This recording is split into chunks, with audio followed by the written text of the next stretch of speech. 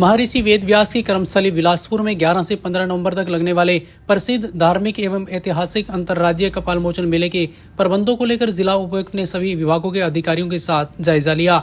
इस मौके पर उपायुक्त कैप्टन मनोज कुमार ने मेला प्रबंधों से जुड़े अधिकारियों को आवश्यक दिशा निर्देश भी दिए। उन्होंने कहा कि कपाल मोचन मेला में आने वाले श्रद्धालुओं को अधिक से अधिक सुविधाएं मिले, ऐसे प्रयास किए गए हैं। सारी व्यवस्थाएं इस बार हमने चुनाव के दौरान ही सभी संबंधित डिपार्टमेंट्स को कह दिया था कि वो पहले से तैयारियां रखें। तो बेसिकली रिपेयर मेंटेनेंस का जो भी काम था वो पहले कर लिया गया है ऑलरेडी, और कुछ टॉयलेट्स के नए ब्लॉक्स जो अभी आपने पीछे देखे वो बना दिए गए हैं, महिलाओं के लिए अलग से, पुरुषों के लिए अलग से। पिछली बार मेरे संज्ञान में ये आया था कि एक आध जगह जहाँ पे महिलाएं स्नान करती, महिलाओं के घाट हैं, वहाँ कुछ पर्दादारी अच्छी नहीं थी और ताक झांक रहती थी, तो वहाँ परमानेंट स्ट्रक्चर्स बना दिए गए हैं जो ताक झांक का कोई स्कोप ही ना बचे।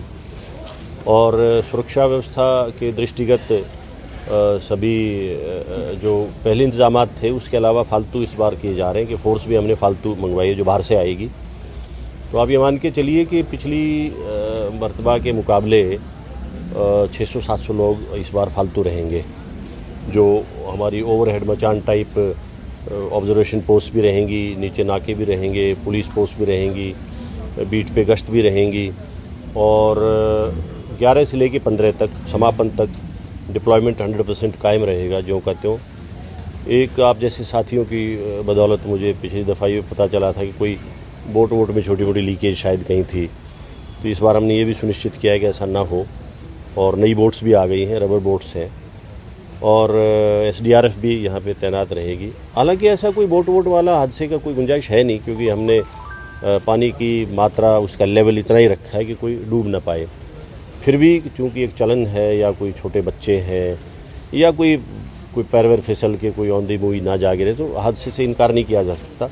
उसके दृष्टिगत हमारी तैयारियाँ पूरी हैं, चाहे वो सैनिटेशन की बात हो, चाहे वो सेफ्टी सिक्योरिटी की बात हो, चाहे वो बिजली व्यवस्था की बात हो, और जो भी सुविधाएं लोगों को दी जानी चाहिए, चाहे खान पान से रिलेटेड है, ड्रिंकिंग वाटर से रिलेटेड है, और खान पान की चीज़ों की गुणवत्ता के बारे में भी हमने चेताया है। सभी डिपार्टमेंट्स को हमने ये ताकीद करी है कि वो उसकी गुणवत्ता पे ध्यान दें। पूरी चीज़ें, कोई भी ऐसी जो चीज़ पॉइजनस बन जाए या निम्न स्तर की ऐसी ना हो जो लोगों के स्वास्थ्य पे उसका कोई विपरीत या प्रतिकूल असर पड़े।